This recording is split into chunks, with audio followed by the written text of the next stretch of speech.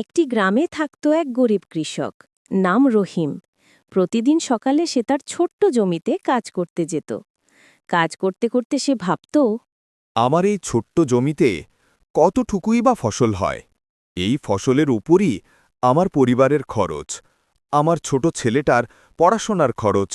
হে প্রভু, আমাকে একটা পথ দেখাও। সংসার চালানো খুব মুশকিল হয়ে যাচ্ছে। কাজ শেষে রহিম বাড়ি ফিরে আসে, দেখে তার মেয়ে রিমি খেলছে। কিরে মা, কি করছিস? আর তোর মা কোথায়? আর ভাইয়া কই?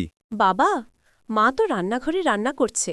ও আচ্ছা, তুই খেলা কর, আমি তোর মাকে দেখি কি রান্না করল।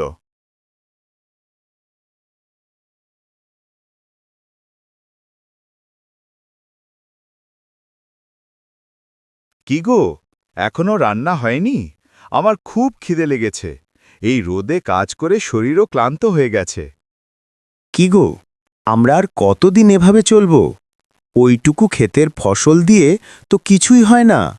আমাদের ছেলেমেয়ের ভবিষ্যৎ কেমন হবে? তুমি এসব ভেবো না। আমাদের ছেলেমেয়ে একদিন আমাদের দেখবে, তারা একদিন বড় কিছু হয়ে আমাদের পাশে দাঁড়াবে। তাই যেন হয় রিমির মা। তুমি দেখবে, একদিন আসবে আমাদেরও সুখের দিন। সময়ের সাথে রহিম কঠোর পরিশ্রম করে, টাকা জমিয়ে আরও জমি কেনে।